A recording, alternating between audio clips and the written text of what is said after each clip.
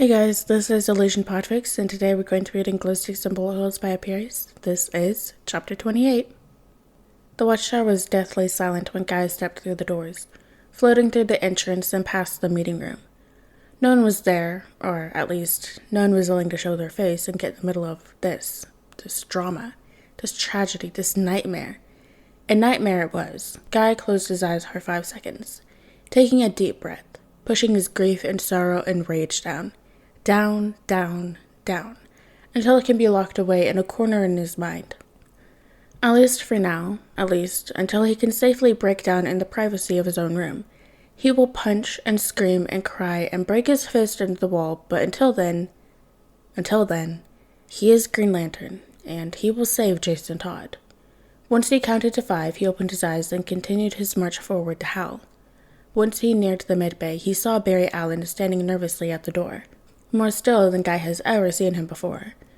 The speedster looked up when he hears Guy coming, and within a breath, he's at Guy's side.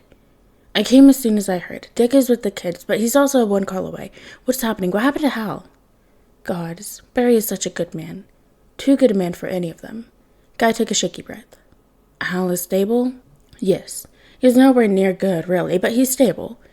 He'll be in physical therapy for months before getting full function of his body back, but he'll be alive, and that's all that matters. Really, even if Hal didn't get full function back, even if he never fully recovers, he will live, and Guy is thanking every star in the sky for that miracle. Where's Batman? Superman passed him off to Diana as soon as they came in. She took him, I don't know where. Probably one of the back offices or holding cells. You still didn't answer me though. What was he doing out? What happened? Barry was buzzing with energy, clearly frustrated with not knowing, worried about Hal, but also feeling a need to help, to do something, to fix something. Barry always needs to help, to fix, to save. Barry can't do anything right now. It's torment.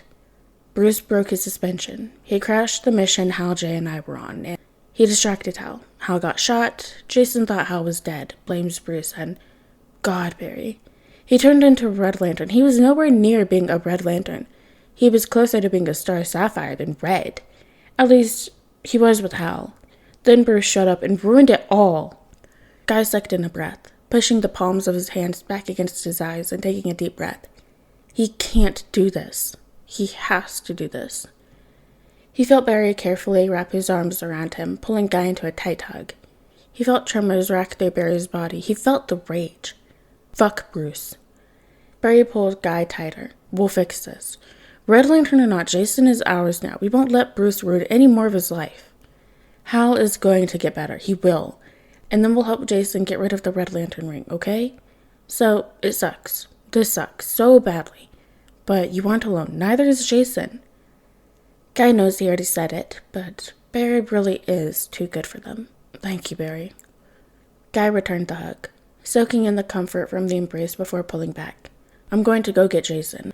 Make sure Bruce will stay out of sight. If Jason sees him, there will be a murder. Barry saluted. Will do. Should I call Dick? Not yet. Not until Jason is ready. Seeing Barry nod, Guy flew back down to earth. There was still dread in his gut, but he felt a little better. He has a little more hope, at the very least. He does think Barry would be a spectacular Blue Lantern. Guy landed shortly after in front of Jason. Jason.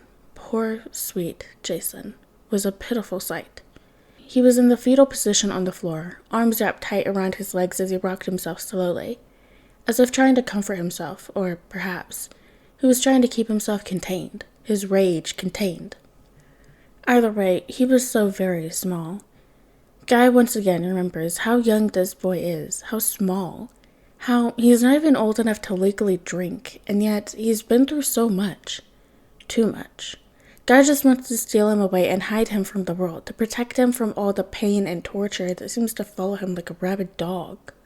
Jason? Guy carefully put a hand on his shoulder. Hal is alive and stable. Bruce is in a holding cell locked away. You're safe. Hal is safe. Do you still want to see him? Jason looked up, bloody tears leaking from glassy eyes and nods. Yes, please. I want to see my dad. Guy nods and takes his son's hand gently, careful of the razor-sharp claws. He helps Jason stand and then takes off into space, never once letting go Jason's hand.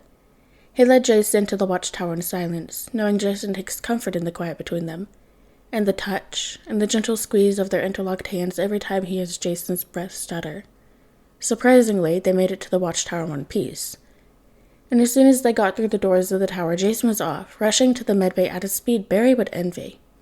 Guy couldn't stop the little chuckle as he followed, wiping his eyes. Jason will always be Jason, even as a Red Lantern. He will always have so much love for the people he considers his. Hal? Dad? Jason carefully grasped Hal's hand, taking a seat at his bedside. His dad didn't look good. He was pale and clammy. There was an IV attached, and he was still undergoing a blood transfusion, but he was alive. There was a steady beep of the heart monitor, and Jason never thought he'd love to hear that blasted, annoying sound so very much. You're safe, Dad.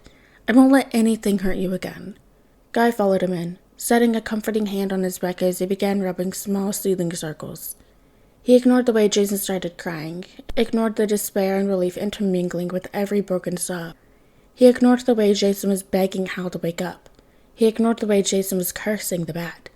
He ignored it all as he continued his comfort and invisible support, there for when Jason will need him, but refusing to interfere with Jason's grief. The boy needs to let it all out if he has any chance of healing. When Guy saw Barry at the door, he silently shook his head, and Barry understood. Of course he did. And he silently stepped away, closing the door behind him. Barry stalked back to Wonder Woman and Superman, both of who were keeping Bruce locked away in one of the back offices. The only reason he wasn't in a holding cell was because of their history, because of the respect they once held for him. Barry personally believes that he should be locked in the cells, but he doesn't have the final say.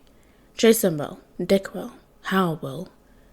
Barry still wants to punch this stupid bat, though. I didn't mean for any of this to happen. Bruce wasn't making eye contact, for once remorseful of his actions.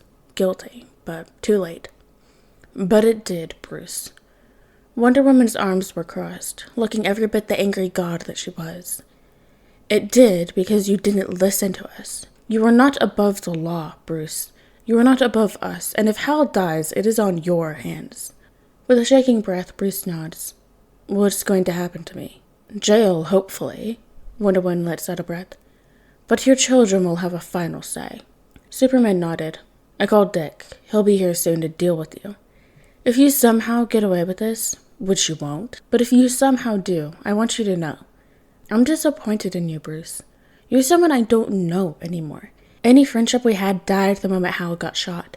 Actually, it died the moment you hit your child. You're alone now, and it's your own fault.